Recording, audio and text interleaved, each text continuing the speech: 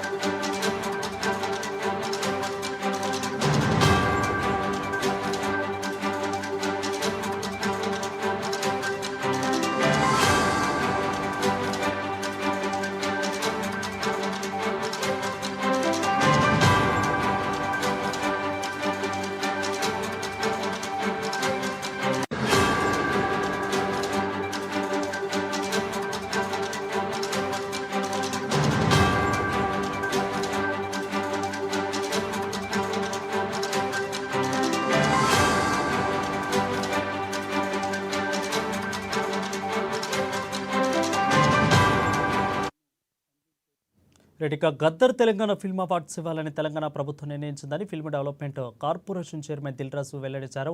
ఇక ఒక కమిటీని కూడా ప్రభుత్వం ఏర్పాటు చేసిందని అన్నారు. దీనిపై మరింత సమాచారం మా ఫిల్మ్ రిపోర్టర్ అశోక్ అందిస్తారు. అశోక్, చెప్పండి. Thank you Varun. Nandi awards తర్వాత దాదాపు ఇప్పటి వరకు ఎటువంటి అవార్డ్స్ ఇటు తెలంగాణ ప్రభుత్వం కానీ ఆంధ్రప్రదేశ్ కూడా ఇచ్చినట్లేదు. అంటే అంతకుముందు ఉమ్మడి ఆంధ్రప్రదేశ్ ఉన్నప్పుడు నంది అవార్డ్స్ ఇచ్చేవారు. అయితే వైఎస్ హయాంలో ఇచ్చిన అవార్డ్సే చివరి అవార్డ్స్ గా ఉండిపోయి దాదాపు 10 సంవత్సరాలు అవుతున్నప్పుడు కూడా స్టేట్ బైఫర్కేషన్ అయిపోయాక కూడా ఇటు తెలంగాణ ఆంధ్రప్రదేశ్ ఏర్పడ్డాక కూడా ఎటువంటి అవార్డ్స్ అంటే సినిమా ఇండస్ట్రీకి సంబంధించి ఉండలేదు. ప్రతి సంవత్సరం యాక్చువల్ గా ఒక కన్నుల పండగగా జరిగేది. ఉగాది వచ్చిందంటే ఖచ్చితంగా సినిమా వాళ్ళు ఒక పండగ వాతావరణం జరిగేది. అవార్డ్స్ల పేరిట అందరికీ 24 క్రాఫ్ట్స్ లో సంబంధించినటువంటి అందరికి కూడా అవార్డ్స్ ఇచ్చేవాళ్ళు. Best actor, best cinema, best movie, best director, best ఇట్లా ప్రతి ఒక్కటి కాదు 24 క్రాఫ్ట్స్ లో ఎవరైతే బాగా చేశారో వారందరికి కూడా అవార్డ్స్ ఇచ్చేవాళ్ళు. వాళ్ళు ఎంతో హ్యాపీగా ఫీల్ అయ్యేవారు ఆర్టిస్టులు.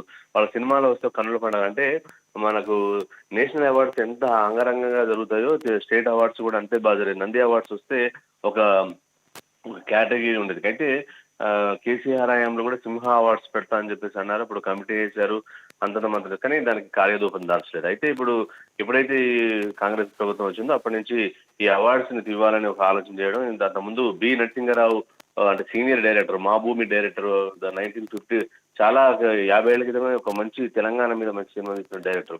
ఆయన చైర్మన్ గా చేస్తూ దిల్ రాజును ఎఫ్డీసీ చైర్మన్ గా ఉన్నటువంటి దిల్ రాజుని దాంట్లో వైస్ చైర్మన్ గా చేసి ఒక జ్యూరీని ఏర్పాటు చేయడం జరిగింది. దీనికి సంబంధించినటువంటి కూడా 2000 ఎప్పుడైతే ఈ 10 సంవత్సరాల నుంచి 2013 నుంచి ఇప్పటి వరకు 2024 వరకు ఎవరైతే సినిమాలు వచ్చాయో ఈ సినిమాకు సంబంధించి కూడా అవార్డులు అప్లై చేసుకోవాలని కూడా ఒక నోటిఫికేషన్ రిలీజ్ చేయడం జరిగింది.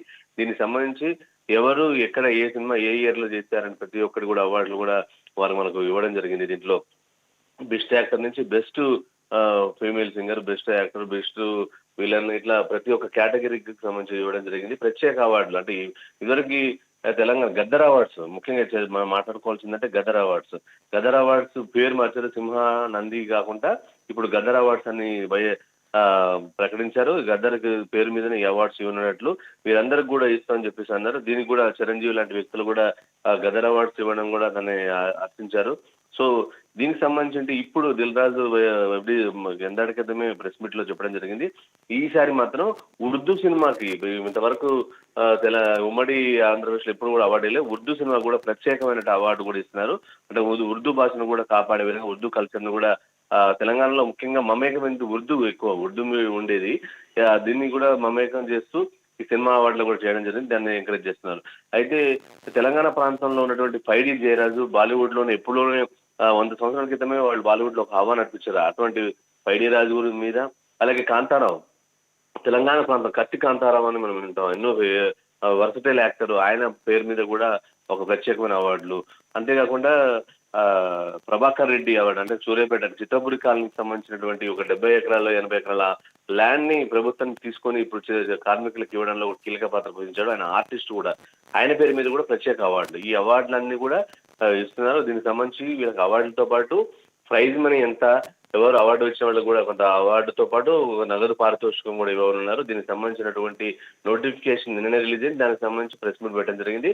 మరికొద్ది రోజులు అంటే ఏప్రిల్లో పెద్ద ఈవెంట్, ఇండస్ట్రీకి సంబంధించిన అందరినీ కూడా చేసి పెద్ద ఈవెంట్ ప్రభుత్వం తరఫున ఇవ్వడం జరుగుతుంది. దీనికి సంబంధించిన ప్రతి ఒక్కరు అప్లై చేసుకోవాలని, దీనికి సంబంధించినటువంటి అన్ని ఏర్పాట్లు కూడా చేస్తామని, పూర్తి వివరాలు దీనికి సంబంధించిన జ్యూరీ మెంబర్స్ ను కూడా త్వరలో ప్రకటించి ఏ ప్రాతిపదికన జరుగుతుందని కూడా చెప్పడం జరిగింది. దానికి సంబంధించినటువంటిది మనం చూసాం. గతంలో కూడా దీనికి ఎఫ్డీసీకి సంబంధించినటువంటి అవార్డులకు సంబంధించి కొంత డబ్బులు కూడా కొంతమంది కట్టడం జరిగింది. అప్లై చేసి వారు కూడా తిరిగి ఇస్తామని చెప్పేసి అన్నారు. దీంట్లో అందరినీ కలుపుకునే విధంగా, అందరినీ చేసే విధంగా చేస్తాం. అలాగే దీని తర్వాత కూడా ఒక కీలకమైన ప్రకటన చేశారు. ఇండియన్ గ్లోబల్ ఫిల్మ్ ఇండస్ట్రీగా హైదరాబాద్ హబ్ గా మార్చుకోవడానికి కూడా దానికి సంబంధించిన ప్రతిపాదనలు కూడా ఉన్నాయని, ఈ అవార్డులు వెంటనే అది కూడా చేస్తామని చెప్పేసి అన్నారు. అంటే ఇంటర్నేషనల్ హబ్ గా హైదరాబాద్ తీర్చిదిద్దే విధంగా ల్యాండ్ ఎక్విజిషన్ కావచ్చు, దీనికి సంబంధించినటువంటి ఏం చేయాలి ఏర్పాట్లు కూడా చెప్పడం జరిగింది.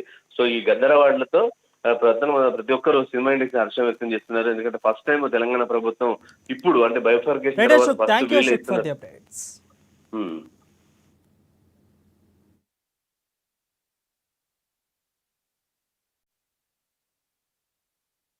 ఇమ్మీడియట్లీగా స్వీకరించి స్క్రూటినీ చేసి జ్యూరీని కూడా ఫైనల్ చేసేసి ఏప్రిల్లో ఈ అవార్డు ఫంక్షన్ అంగరంగ వైభవంగా చేయాలని ప్రభుత్వం ఆశిస్తుంది. దానికి అందరం ఎఫ్డీసీ తరపున, అలాగే ఫిలిం ఇండస్ట్రీ నుంచి చాలా మందిని ఇక్కడ మేము జ్యూరీ లాగా తీసుకొని చేసి అవార్డ్స్ అనేటివి నెక్స్ట్ మంత్ బెస్ట్ ఈవెంట్ చేయాలని గవర్నమెంట్ ఆశిస్తుంది. దానికి మేము కంప్లీట్ చేయడం నుంచి కంకణం కట్టుకున్నాం.